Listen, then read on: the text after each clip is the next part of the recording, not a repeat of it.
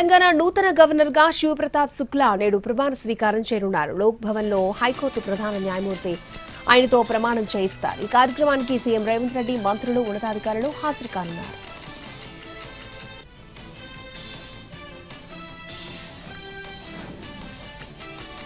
రాష్ట్రంలో ప్రభుత్వ పథకాలు, అభివృద్ధి కార్యక్రమాల అమలును వేగవంతం చేసే టార్గెట్తో సీఎం చంద్రబాబు కీలక సమావేశానికి రెడీ అయ్యారు. నేడు రేపు సచివాలయంలో కలెక్టర్ల కాన్ఫరెన్స్ నిర్వహించనున్నారు.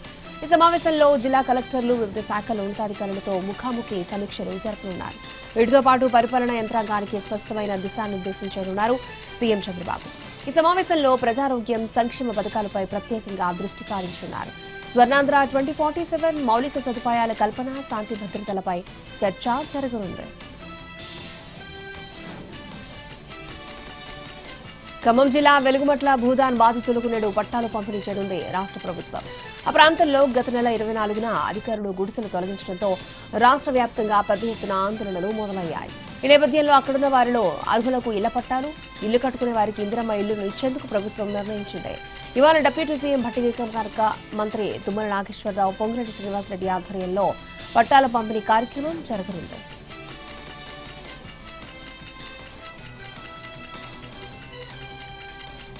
పార్టీ ఫిరాయింపుల కేసులో ఎమ్మెల్యేలు కడియం, దానం అనర్హత పిటిషన్స్ పై నేడు తుది తీర్పును ఇవ్వనున్నారు స్పీకర్ గడ్డం ప్రసాద్. స్పీకర్ ఇవ్వబోయే తీర్పుపై ఉత్కంఠ నెలకొంది. మరోవైపు రేపు ఎమ్మెల్యేల అనర్హత పిటిషన్లపై సుప్రీంకోర్టులో విచారణ జరగనుంది.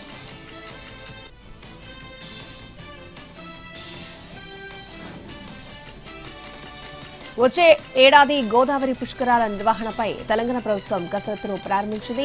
ఏర్పాట్లను పర్యవేక్షించేందుకు కీలక నిర్ణయాలు తీసుకునేందుకు 9 మంది సభ్యులతో కూడిన కేబినెట్ సబ్ కమిటీని నియమించింది. మంత్రి శ్రీధర్ బాబు ఈ కమిటీకి చైర్మన్ గా వ్యవహరించనున్నారు.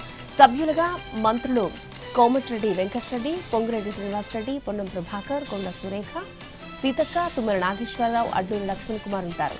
పుష్కరాల నిర్వహణకు అవసరమైన మౌలిక సదుపాయాలు, భక్తుల సౌకర్యాలపై ఈ కమిటీ స్టడీ చేసి ప్రభుత్వానికి సిఫార్సులు చేయనుంది.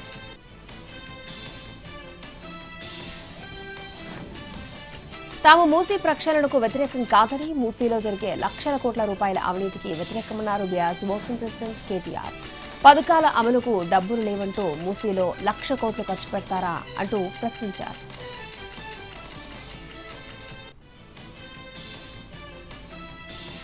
కాంగ్రెస్ పై మరొకసారి ఫైర్ అయ్యారు మాజీ మంత్రి హరీష్ రావు. ఢిల్లీలో నీతులు, రాష్ట్రంలో అడ్డగోలుగా రాజ్యాంగ ఉల్లంఘనలా అంటూ ప్రశ్నించారు. ప్రజాస్వామ్య వ్యవస్థలని ఖూనీ చేయడంలో కాంగ్రెస్, బీజేపీ దొందే అన్నారు హరీష్. తెలంగాణలో 2 ఏళ్లు దాటిన డిప్యూటీ స్పీకర్ ఎన్నిక ఎందుకు జరపలేదని, అది రాజ్యాంగ శూన్యత కాదా అంటూ ప్రశ్నించారు హరీష్ రావు. రాహుల్ గాంధీ, కేసీ వేణుగోపాల్ దీనికి ఆన్సర్ చెప్పాలని డిమాండ్ చేశారు.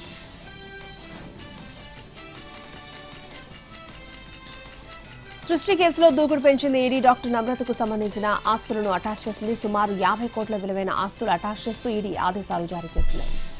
2014 నుంచి సరోగసి పేరుతో అక్రమాలు చేస్తున్నట్లుగా గుర్తించారు. పిల్లలు లేని పేరెంట్స్ కి సరోగసి పేరు చెప్పి డబ్బులు వసూలు చేయడంతో పాటు గిరిజన తండాల నుంచి పిల్లల్ని కొనుగోలు చేసినట్లుగా దర్యాప్తులో తేలింది. ఆ పిల్లల్ని సరోగసి పేరుతో తన వద్దకొచ్చిన తల్లిదండ్రులకు అప్పగించినట్లుగా విచారణలో బయటపడింది. ఈ అక్రమ సరోగసి పేరుతో నమ్రత 100 కోట్లు సంపాదించినట్టుగా గుర్తించారు ఈడీ అధికారులు.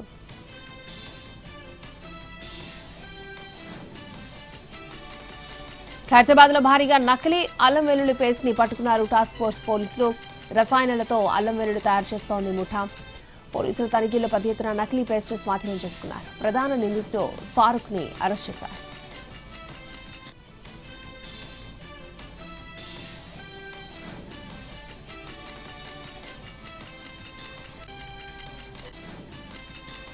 హైదరాబాద్ అబిడ్స్ లో తుపాకీ కలకలం రేపింది.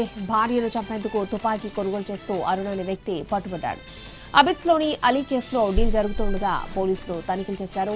ఈ తనిఖీల్లో బీహార్ నుంచి తుపాకీ తీసుకొచ్చిన అబ్బు, అలీఖాన్ తో పాటు తుపాకీ తెప్పించిన అరుణ్ ని కూడా పోలీసులు అరెస్ట్ చేశారు. రెండో భార్యను చంపేందుకు తుపాకీ కొనుగోలు చేశాడు అరుణ్.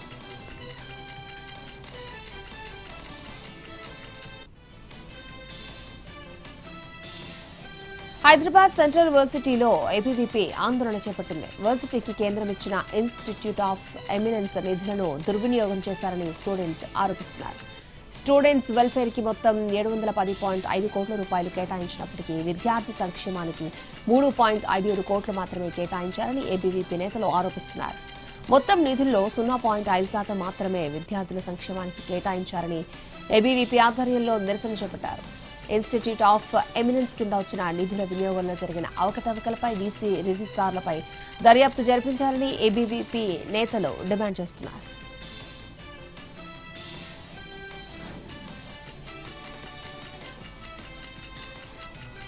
హైదరాబాద్ కుకట్పల్లిలో యాంటీ కరప్షన్ బ్యూరో అధికారులు రైడ్ చేశారు. GHMC Kukatpally zone Moosapet municipal circle కార్యాలయంలో ఏసీబీ అధికారులు సోదాలు చేశారు. Urban community development organiser Murali లంచం తీసుకుంటూ ఏసీబీ అధికారులకు చిక్కాడు. బ్యాంకుల నుంచి లోన్ మంజూరు చేసేందుకు మహిళా పొదుపు సంఘాల నుంచి 18,000 రూపాయల లంచం డిమాండ్ చేశాడు మురళి.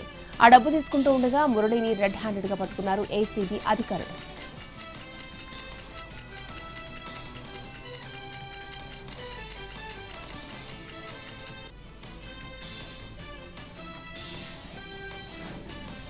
సీఎం చంద్రబాబుతో రాష్ట్ర జనగణన డైరెక్టర్ జె నివాస్ భేటీ అయ్యారు. త్వరలో చేపట్టనున్న జనగణన కార్యక్రమం గురించి సీఎంకి వివరించారు. మే 1వ తేదీ నుంచి హౌస్ లిస్టింగ్, హౌస్ సెన్సస్ ప్రక్రియ ప్రారంభం కానున్నట్లుగా తెలిపారు. జనగణనలో భాగంగా రాష్ట్రంలో ఈ ఏడాది మే 1వ తేదీ నుంచి హౌస్ లిస్టింగ్, హౌస్ సెన్సస్ ప్రక్రియ ప్రారంభిస్తున్నట్లుగా తెలిపారు. మొదటి దశలో ఇళ్ల జాబితా గృహగణన ప్రక్రియను చేపట్టనున్నట్లుగా తెలిపారు. మే 30వ తేదీ వరకు జరిగే ఈ ప్రక్రియలో ఇళ్లలోని పరిస్థితులు, గృహాల్లోని వివిధ సదుపాయాలు, ఆస్తులకు సంబంధించిన వివరాలను నమోదు చేస్తున్నట్లుగా తెలిపారు.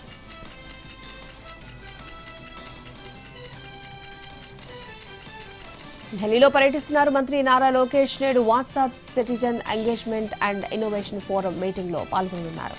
ప్రముఖ సోషల్ మీడియా సంస్థ మెటా ఆధ్వర్యంలో ఈ సదస్సు జరుగుతోంది. ఇందులో డిజిటల్ గవర్నెన్స్, పౌర సేవల్లో టెక్నాలజీ వినియోగం, ప్రభుత్వ పాలనలో పారదర్శకత, జవాబుదారీతనం పెంపొందించడం వంటి అంశాలపై మంత్రి నారా లోకేష్ మాట్లాడనున్నారు.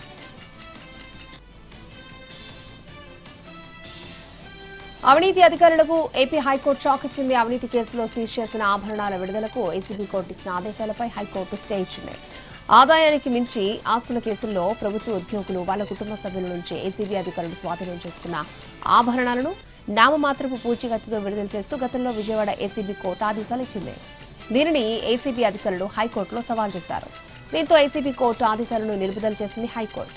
అవినీతి ఆరోపణలపై ఒకవైపు దర్యాప్తు జరుగుతూ ఉండగా స్వాధీనం చేసుకున్న బంగారు ఆభరణాలను నామమాత్రపు పూచీకత్తుపై విడుదల చేయడం సరికాదని హైకోర్టు స్పష్టం చేసింది. దర్యాప్తు జరుగుతున్న దశలో ఆభరణాల విడుదలకు ఆదేశాలు ఇవ్వడం దర్యాప్తుకు విఘాతం కలిగించడమే అవుతుందన్న అవినీతి నిరోధక శాఖ వాదనతో హైకోర్టు ఏకీభవించింది.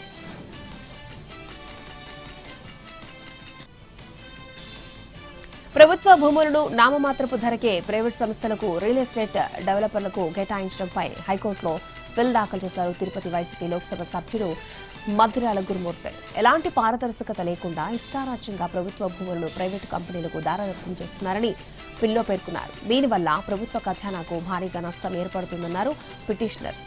రాష్ట్ర ప్రభుత్వ చర్యలు ప్రజా విశ్వాస సిద్ధాంతానికి విరుద్ధమని బిల్లో పేర్కొన్నారు. దీనిపై నేడు విచారణ చేపట్టింది హైకోర్టు.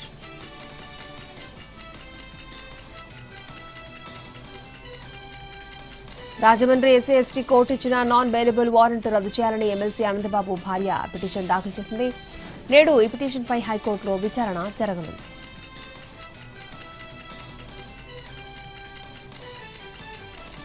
ఉగాదిలోపు వేతనాలను పెంచకపోతే దశల వారీగా ఉద్యమం తప్పదన్నారు అంగన్వాడీలో. సచివాలయంలో మంత్రి గుమ్మడి సంధ్యారాణితో అంగన్వాడీ కార్యకర్తలు సమావేశమయ్యారు. సీఎం చంద్రబాబుతో మాట్లాడి సమస్యలు పరిష్కారం అయ్యేలా చూస్తానని మంత్రి హామీ ఇచ్చారని తెలిపారు. గత కొన్ని రోజులుగా తాము వేతనాల పెంపుపై ఆందోళనలు చేస్తున్నామన్నారు. ఉగాది వరకు చూసి ఉద్యమ కార్యాచరణ ప్రకటిస్తామన్నారు. కాకినాడ జిల్లా అన్నవరం శ్రీ వీర వెంకట సత్యనారాయణ స్వామివారి దేవస్థానంలో ఆకస్మిక తనిఖీలు జరిపారు ఫుడ్ సేఫ్టీ అధికారులు. స్వామివారి పడమల రాజగోపురం ఎదురుగా ఉన్న దుకాణాల్లో వస్తువులను చెక్ చేశారు. Food safety assistant commissioner నందాజీ, food safety inspector Prasad ఆధ్వర్యంలో ఈ దాడులు జరిగాయి. ఎక్స్పైరీ అయిన కూల్ డ్రింక్ బాటిళ్లను స్వాధీనం చేసుకుని కేసు నమోదు చేశారు.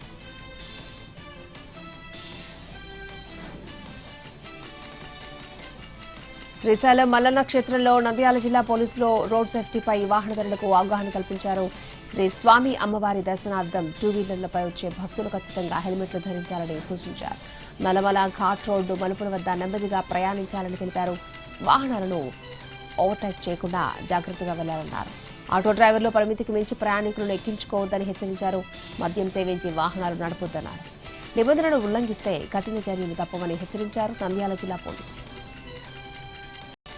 కాకినాడ రూరల్ టీడీపీ కార్యకర్తల సమావేశం రసాబసగా మారింది. గత కాలంగా కోఆర్డినేటర్లో పెళ్లి దంపతులు, కోకో ఆర్డినేటర్ కటకం శెట్టి ప్రభాకర్ వర్గాల మధ్య విభేదాలు భగ్గుమంటున్నాయి. పార్టీ జిల్లా అధ్యక్షుడు జ్యోతుల నవీన్ ఆధ్వర్యంలో పార్టీ గ్రామ కమిటీలు పదవులపై సమావేశం ఏర్పాటు చేశారు. పిల్లి సత్యబాబు మాట్లాడుతుండగా మధ్యలోనే వెళ్లిపోయే ప్రయత్నం చేసింది కటకం శెట్టి వర్గం. వెళ్లిపోతున్న వారిని ఆపే ప్రయత్నం చేశారు పిల్లి అనుచరులు. దీంతో ఇరు వర్గాల మధ్య ఘర్షణ జరిగింది. సర్ది చెప్పే ప్రయత్నం చేశారు జిల్లా అధ్యక్షుడు జ్యోతుల నవీన్.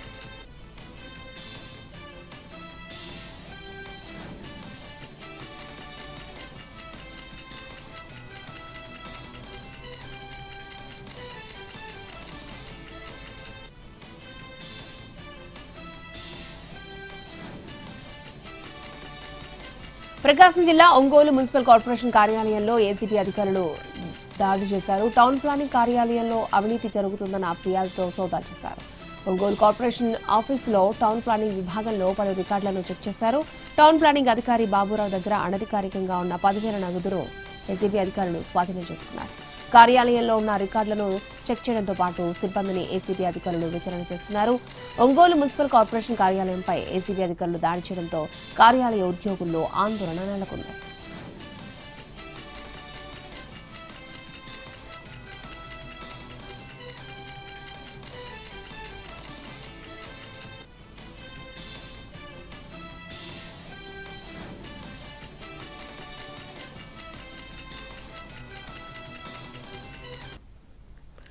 నాగర్ కర్నూలు జిల్లా ఎత్తం గ్రామంలో స్థానికులు ఆందోళనకు దిగారు. 4 రోజులుగా తాగునీరు రావడం లేదని ఖాళీ బిందెలతో రోడ్డుపై నిరసన తెలిపారు. మిషన్ భగీరథ నీళ్లు సింగాయిపల్లి గ్రామం నుండి మైలారం మీదుగా ఎత్తం గ్రామానికి పైప్ లైన్ ద్వారా రావాల్సింది. అధికారులకు ఎన్నిసార్లు విన్నవించినా పట్టించుకోవడం లేదని గ్రామస్తులు అంటున్నారు. తమ గ్రామానికి సింగాయిపల్లి నుండి కాకుండా పక్కనే ఉన్న సింగోటం గ్రామం నుంచి మిషన్ భగీరథ పైప్ లైన్ వేసి తాగునీరు అందించాలని వారు డిమాండ్ చేస్తున్నారు.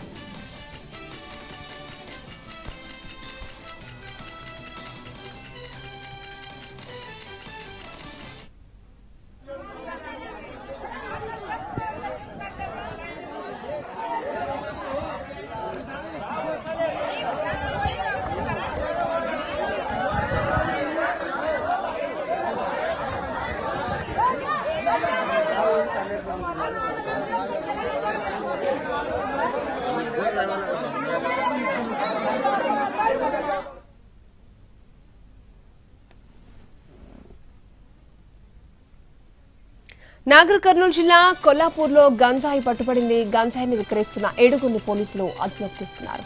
నిందితుల నుంచి 670 గ్రాముల గంజాయి, 2 బైకులు, 6 మొబైల్ ఫోన్లు స్వాధీనం చేసుకున్నారు. అనంతరం వారిని రిమాండ్కి తరలించారు. నిందితులు కర్ణాటకలోని బీదర్లో ఒక మహిళ వద్ద నుంచి గంజాయి కొనుక్కొని వచ్చి వాటిని చిన్న ప్యాకెట్స్ లో ప్యాకింగ్ చేసి స్థానికంగా విక్రయిస్తున్నారని తేలింది. గంజాయి విక్రయాలపై లోతుగా విచారణ జరుపుతున్నామని పోలీసులు తెలిపారు. గంజాయి తాగినా, అమ్మినా కఠిన చర్యలు తీసుకుంటామని హెచ్చరించారు.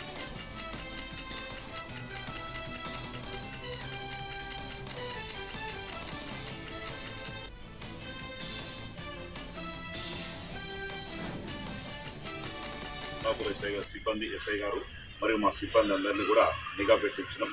ఈరోజు మధ్యాహ్నం అందాజా 11-12 గంటల ప్రాంతంలో ఒక 2 వ్యక్తులు బుల్లెట్ వాహనం మీద కొంత గంజాయి తీసుకొచ్చి పట్టణంలో అమ్ముతున్నారు, చిన్న చిన్న ప్యాకెట్లు చేసి అమ్ముతున్నారని చెప్పేసి సమాచారం మేరకు ఈ చుక్కాయిపల్లి క్రాస్ రోడ్డు వద్ద మేము మఫ్టీలో కొంతమంది కానిస్టేబుల్ ఉంచడం జరిగింది.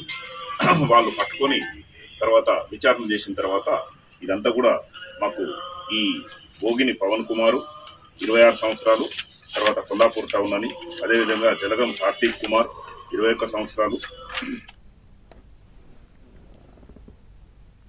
దేశీయ విమానయాన సంస్థ ఇండిగో సీఈఓ పీటర్ ఎల్బర్ట్స్ రాజీనామా చేశారు. ఇది తక్షణమే అమల్లోకి వస్తుందని కంపెనీ వెల్లడించింది. వ్యక్తిగత కారణాలతోనే సీఈఓ బాధ్యతల నుంచి తప్పుకుంటున్నట్టుగా లేఖలో పేర్కొన్నారు పీటర్. అయితే రాజీనామాను ఎయిర్లైన్స్ డైరెక్టర్ల బోర్డు ఆమోదించింది.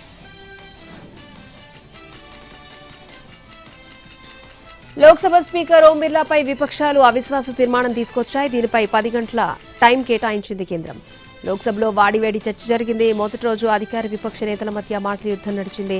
ఆ తర్వాత నేటికి వాయిదా పడింది. దీంతో నేడు కూడా అవిశ్వాస తీర్మానంపై చర్చ కొనసాగనుంది.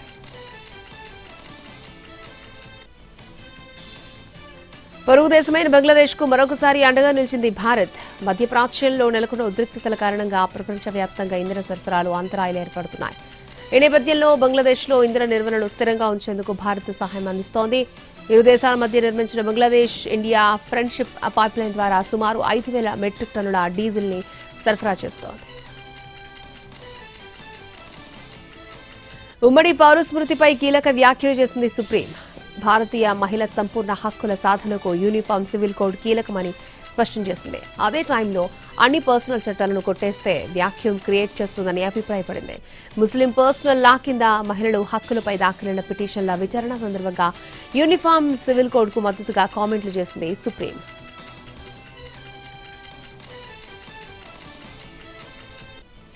టీవీకే అధినేత విజయ్ కి మరొకసారి నోటీసులు ఇచ్చింది సిబిఐ. కరూర్ తొక్కిసలాట కేసులో ఈ నెల 15న విచారణకు హాజరు కావాలని కోరింది. ఇప్పటికే 2 సార్లు కేసులో విజయ్ను సిబిఐ క్వశ్చన్ చేసింది. జనవరి 12, 19 తేదీల్లో సిబిఐ ప్రధాన కార్యాలయంలో గంటల తరబడి అధికారులు ఆయనపై ప్రశ్నల వర్షాన్ని కురిపించారు. అయితే దర్యాప్తులో లభించిన తాజా ఆధారాలతో మరిన్ని వివరాల సేకరణ కోసం మార్చి 15న మరొకసారి విజయ్ని సిబిఐ ప్రశ్నించనుంది. కేబినెట్ మీటింగ్ లో మంత్రులకు స్పష్టమైన దిశానిర్దేశం చేశారు.